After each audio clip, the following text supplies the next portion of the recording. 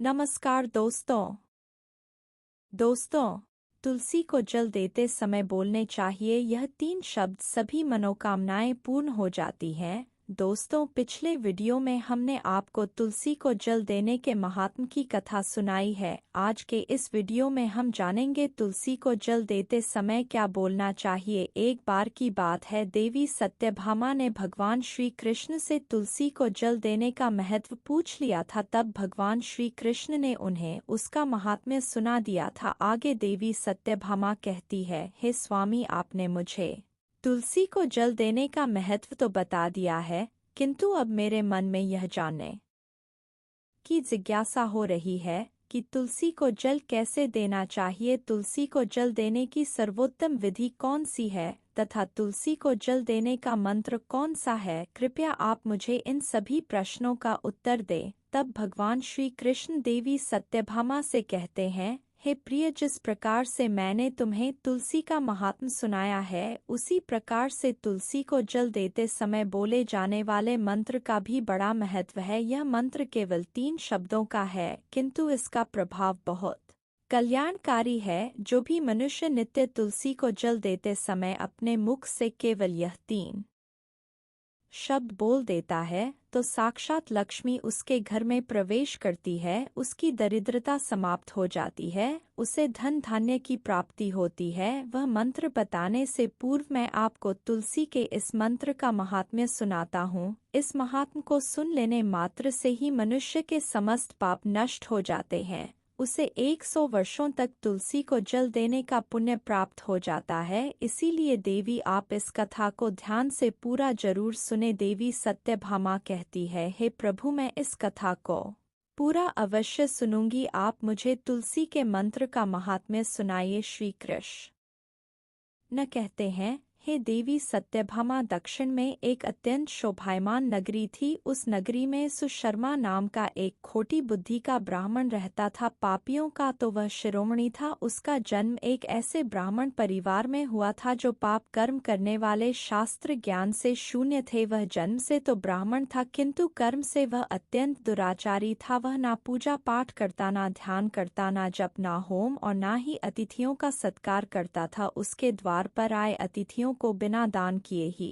क्रूरता पूर्वक भगा देता था। स्त्री लंपट होने के कारण वह सदैव ही पराई स्त्रियों में आसक्त रहता था। उसे मदरा पान करने की भी आदत थी, साथ ही वह मांस खाया करता था। वह दिन में खेत में काम करके पत्ते बेचकर जीविका चलाया करता था और रात्रि में वेश्याओं का सेवन करता था। इस प्रकार से उस ब्राह्मण ने अनेक वर्षों तक जीवन व्यतीत किया। फिर एक दिन वह दुर्बुद्धि सुशर्मा बेचने के लिए पत्ते इकट्ठा करने के लिए एक ऋषि की वाटिका में घूमने लगा और पत्ते तोड़ने लगा। तभी एक काल रूपधारी काले सर्प ने उस ब्राह्मण को काट लिया और उसी समय पर उसकी मृत्यु हो गई। उसके बाद 2 यम के दूत उसे लेने के लिए उस स्थान पर प्रकट हुए और उसे उठाकर यमलोक ले जाने लगे। मार्ग में वह यमदूतों के सामने बहुत विलाप करने लगा, हे दूतों, मुझे कहाँ ले जा रहे हो? मुझे छोड़ दो, मेरे प्राण बख्श दो। किंतु यमदूत उसे यह कहते हुए ले जाने लगे, अरे दुष्ट ब्राह्मण, तेरे पाप कर्मों के कारण तुझे सांप ने काट लिया है। अब यमराज छे अवश्य घोर नरक में डाल देंगे। फिर यम के दूत उस ब्राह्मण को लेकर यमलोक पहुँचते हैं और यमराज के सामने खड़े हो जाते हैं। चित्रगुप्त उस ब्राह्मण का लेखा जोखा निकालते हैं और यमराज से कहते हैं, हे धर्मराज, इस ब्राह्मण ने बचपन से लेकर मृत्यु तक पाप ही पाप किया है। इसने कभी कोई पुण्य का काम नहीं किया है। फिर धर्मराज अपने दूतों से कहते हैं, हे दूतों, इस घोर पाप करने वाले ब्राह्मण को उठाकर ले जाओ और इसे नरक में डाल दो। फिर यम के दूत उस ब्राह्मण को ले जाते हैं और नरक की भयंकर अग्नि में धकेल देते हैं। अनेक वर्षों तक नरक में सजा भुगतने के बाद उस ब्राह्मण को दूसरे जन्म में एक बैल का शरीर मिलता है। बैल का जन्म पाकर वह बोझ उठाने का काम करने लगा। उसका मालिक उससे दिन रात काम करवाने लगा। फिर जब उस बैल की शक्ति कम हुई तो उसके मालिक ने उसे एक लंगड़े आदमी को बेच दिया। उस लंगड़े आदमी ने उस बैल को खुद का बोझ उठाने के लिए उपयोग किया। वह उसकी पीठ पर बैठकर घुमा करता था। इस प्रकार से उस बैल ने 8 वर्ष तक उस लंगड़े आदमी का बोझ उठाया। फिर एक दिन वह लंगड़ा आदमी उस बैल की पीठ पर बैठकर किसी ऊंचे पर्वत पर जाने लगता है। उस पर्वत पर बहुत देर तक चढ़ने के कारण वह बैल बहुत थक गया, उसकी शक्ति क्षीण हो गई और कुछ समय बाद वह बैल बहुत जोर से मूर्छित होकर जमीन पर गिर पड़ा और अंतिम सांसें लेने लगा। तभी वहां पर खड़े लोगों को उस बैल पर बड़ी दया आ गई और वे उसके मुख में पानी डालने लगे। फिर उन लोगों में एक पुण्यात्मा व्यक्ति था, उसने उस बैल का कल्याण करने के लिए अपना पुण्य उस बैल को दे दिया। उसे देखकर अन्य लोगों ने भी अपना अपना पुण्य याद करके कुछ पुण्य उस बैल को दे दिया ताकि उसे मुक्ति मिल सके। उसी भीड़ में एक वेश्या भी खड़ी हुई थी। सभी लोग अपना पुण्य उस बैल को दे रहे थे। यह देखकर उस वेश्या ने भी अपना पुण्य ने उस बैल को दे दिया। कुछ देर बाद उस बैल की मृत्यु हो जाती है। फिर उस स्थान पर यमदूत आते हैं और उस बैल के शरीर से उस ब्राह्मण की आत्मा को निकालकर यमलोक ले जाते हैं। यमलोक ले जाने पर उसे यमराज के सामने खड़ा किया जाता है और फिर चित्रगुप्त उसका लेखा जोखा देखते हैं तो वे आश्चर्य में पड़ जाते हैं। उस वेश्या के द्वारा उस बैल को दिया हुआ पुण्य बहुत बड़ा होता है। उस पुण्य के प्रभाव से उसके सभी जन्मों के पाप नष्ट हो जाते हैं। फिर यमराज उस ब्राह्मण के सभी पाप क्षमा करते हैं और कहते हैं, हे ब्राह्मण, उस वेश्या ने तुझे अपना पुण्य देकर तुझ पर बड़ा उपकार किया है। केवल उसी के पुण्य के कारण तुम्हारे सब जन्मों के पाप नष्ट हो गए हैं। और यमराज उसे फिर से मनुष्य जन्म प्रदान करते हैं। इस बार वह पृथ्वी पर आकर एक उत्तम ब्राह्मण कुल में जन्म लेता है। उस महापुण्य के प्रभाव से उसे इस नए जन्म में अपने पूर्व जन्म की बातें याद आने लगती है। जब वह ब्राह्मण बड़ा हो जाता है तो उसे याद आता है कि पिछले जन्म में जब वह बैल था तब एक वेश्या ने उसे उसका पुण्य दे दिया था। इसीलिए उसके मन में उस वेश्या के बारे में जानने की इच्छा होती है और उस महापुण्य के बारे में जानने के लिए उस वेश्या का पता लगाकर उसे ढूंढते हुए उसके नगर में चला जाता है। वह वेश्या अब बूढ़ी हो चुकी थी। फिर जब उसे वह वेश्या मिल जाती है तो वह उसके सामने जाकर उसे बार बार प्रणाम करता है और उस वेश्या का धन्यवाद करने लगता है। वह वेश्या कहने लगती है, हे ब्राह्मण श्रेष्ठ, आप कौन हैं और किस कारणवश आप मुझ वेश्या को धन्यवाद दे रहे हैं? मैंने आपका कौन सा कार्य किया है जो आप मुझे नमस्कार कर रहे हैं?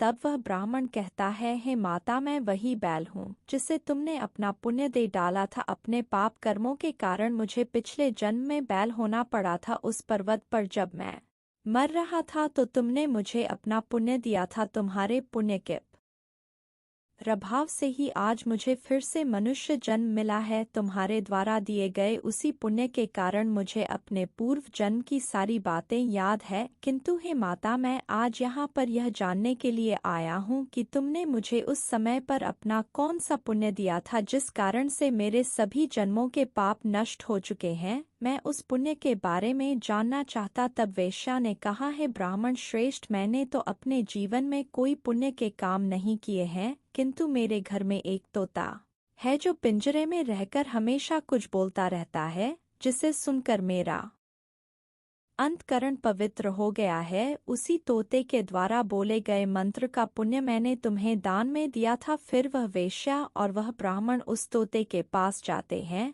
और उसे पूछने लगते हैं, हे शुक, तुम कौन सा मंत्र बोलते रहते हो से हमारे जीवन का उद्धार हुआ है? यह मंत्र तुम्हें किसने सिखाया और इस मंत्र का क्या अर्थ होता है? तब उस तोते ने अपने पूर्व जन्म का वृतांत सुनाना आरंभ किया। वह तोता कहने लगा, हे ब्राह्मण श्रेष्ठ, पिछले जन्म में मैं एक ब्राह्मण था। मैं अपने ज्ञान के अहंकार में अंधा हो चुका था। मैंने कभी गुरुजनों का आदर नहीं किया, सदैव ही उनका अपमान किया। मुझे अपने ज्ञान पर इतना अधिक घमंड हो गया था कि जिस कारण से मेरे क्रोध बहुत अधिक बढ़ गए और मैं सभी से द्वेष करने लगा, अन्य मनुष्यों को तुच्छ समझने लगा, विद्वानों का भरी सभा में अपमान करने लगा। फिर कालांतर में मेरी मृत्यु हो गई और मुझे यमलोक ले जाया गया। पूज्य जनों और गुरुजनों का अपमान करने के कारण मुझे तोते के कुल में डाल दिया गया और मेरा जन्म एक तोते के रूप में हो गया। मेरे पाप कर्मों के कारण छोटी अवस्था में ही मेरा अपने माता पिता से वियोग हो गया। फिर मैं पेड़ की डाल पर बैठ रो रहा था तो उसी स्थान से कुछ मुनि जा रहे थे। उन्होंने मेरी दयनीय पुकार सुनी और मुझे लेकर अपने आश्रम में चले गए। वहां उस आश्रम पर उन्होंने मुझे एक सुंदर पिंजरे में रखा और मेरा अच्छी तरह से ख्याल रखा। वे मुझे नित्य भोजन दिया करते थे और पढ़ाते थे। उस स्थान पर वे ऋषि मुनि, उनकी स्त्रियां और बालक सभी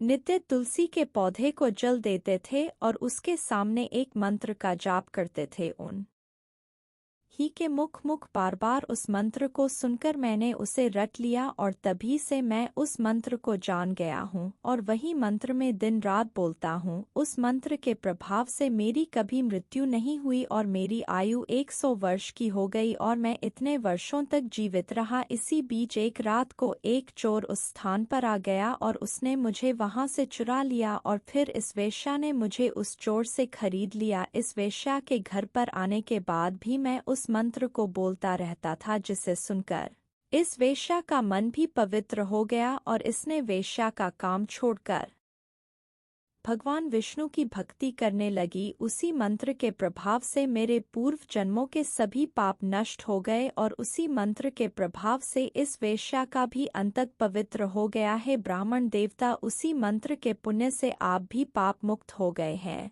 इस प्रकार से तोते ने उस ब्राह्मण को और उस वेश्या को सारा वृतांत सुना दिया, जिसे सुनकर वह ब्राह्मण और वेश्या दोनों ही अत्यंत प्रसन्न हुए और फिर वे दोनों ही नित्य तुलसी को जल देकर उस मंत्र का जाप करने लगे। फिर वह तोता, वेश्या और वह ब्राह्मण तीनों उस मंत्र के प्रभाव से दिव्य विमानों में बैठकर विष्णु लोक को चले गए। श्री कृष्ण कहते हैं, हे देवी सत्यभामा, देखा आपने, केवल तुलसी के इस मंत्र के प्रभाव से उस तोते के, उस वेश्या के और उस ब्राह्मण के सभी पाप नष्ट हो गए हैं। इसीलिए प्रत्येक मनुष्य को रोज तुलसी को जल देते समय इस एक मंत्र का उच्चारण अवश्य करना चाहिए। हे देवी, वह मंत्र इस प्रकार है, इसे तुम ध्यान से सुनो। ओम वृंदावन स्वाहा, ओम वृंदावन स्वाहा। श्री कृष्ण कहते हैं कि जो भी स्त्री नित्य तुलसी के समक्ष इस मंत्र का उच्चारण करेगी वह सौभाग्यशाली बनेगी। जो भी पुरुष तुलसी के सामने इस मंत्र का उच्चारण करेगा उसे अक्षय धन की प्राप्ति होगी। जिस घर के सामने नित्य तुलसी की पूजा की जाएगी उस घर में साक्षात लक्ष्मी का वास होगा। तुलसी का यह मंत्र राज कल्पतरु है, यह समस्त फलों को प्रदान करने वाला है। अतः जो भी तुलसी के सामने इस मंत्र का उच्चारण करेगा उसे संपूर्ण सिद्धियां प्राप्त होगी। स्त्रियों को सदैव ही स्नान करके अपने बाल बांधकर मांग में सिंदूर भरकर नित्य तुलसी को जल देना चाहिए और इस मंत्र का उच्चारण करना चाहिए। रोज तुलसी के पौधे की परिक्रमा करनी चाहिए, इससे सभी दोष नष्ट हो जाते। नित्य या शाम के समय तुलसी के पास दीपक जलाना चाहिए और तुलसी के पास बैठकर भगवान विष्णु की आराधना करनी चाहिए। तुलसी के पास दीपक जलाने से मनुष्य को धन धान्य की प्राप्ति होती है। हजारों अमृत के घड़ों से नहलाने पर भी श्री हरि को उतनी तृप्ति नहीं होती जितनी वे मनुष्यों के द्वारा तुलसी का एक पत्ता चढ़ाने से प्राप्त करते हैं। 10,000 गाय के दान से मानव जो फल प्राप्त करता है वही फल तुलसी पत्र के दान से पा लेता है। जो मृत्यु के समय अपने मुख में तुलसी पत्र का जल पा जाता है वह संपूर्ण पापों से मुक्त होकर श्री कृष्ण के धाम जाता है। श्री कृष्ण कहते हैं, पूर्णिमा, अमावस्या, द्वादशी और सूर्य संक्रांति के दिन मध्याह्न काल, रात्रि और अशौच के समय तेल लगाकर बिना स्नान किए अथवा बिना हाथ पैर धोए रात्रि के वस्त्र पहनकर तुलसी के पत्र तोड़ता है वह महापाप होता है। श्राद्ध, व्रत, दान, प्रतिष्ठा तथा देव पूजा के लिए तोड़े हुए तुलसी पत्र बासी होने पर भी 3 रात्रि तक पवित्र ही रहते हैं। तुलसी का एक एक पत्ता ना तोड़कर पत्तियों के साथ अग्रभाग को तोड़ना चाहिए। तुलसी की मंजरी सब फूलों से बढ़कर मानी जाती है। मंजरी तोड़ते समय उसमें पत्तियों का रहना भी आवश्यक माना गया है। पूज्य भाव से पौधे को हिलाए बिना तुलसी के अग्रभाग को तोड़ना चाहिए, इससे पूजा का फल लाख गुना बढ़ जाता है। तुलसी के पत्तों को कभी नाखून से नहीं तोड़ना चाहिए, इससे पाप लगता है। रात्रि में तुलसी के पौधे को स्पर्श न करें अथवा उसके पत्ते ना तोड़े, ऐसा करना अशुभ माना गया है। रात्रि में तुलसी का पौधा निद्रा अवस्था में होता है, ऐसे में पत्ते तोड़ने पर पाप ही लगता है। गुरुवार के दिन तुलसी के पौधे में थोड़ा सा कच्चा दूध अर्पित करें। दूध चढ़ाते समय ओम नमो भगवते वासुदेवाय इस मंत्र का जाप अवश्य करना चाहिए। तुलसी के पौधे के पास शालिग्राम रखें और उस पर तिल चढ़ाए। पूजा में तुलसी और शालिग्राम को दूध में भीगी हल्दी का तिलक अवश्य करें। शालिग्राम पर तुलसी पत्र रखकर चंदन लगाना चाहिए। अगर कोई महिला मासिक धर्म से है तो वह तुलसी की पूजा ना करें। मासिक धर्म के दौरान तुलसी को स्पर्श करने से घोर पाप लगता है, इससे स्त्री की दुर्गति होती है। तो दोस्तों, इस प्रकार से भगवान श्री कृष्ण ने देवी सत्यभामा को तुलसी को जल देने के मंत्र का महात्म्य सुनाया है। यह कथा आपको कैसी लगी कमेंट करके अवश्य बताएं। अगर यह जानकारी अच्छी लगी तो वीडियो को लाइक जरूर करें। कमेंट में जय श्री कृष्ण जय मां तुलसी जरूर लिखें। साथ ही चैनल को सब्सक्राइब करें। आप सभी का धन्यवाद।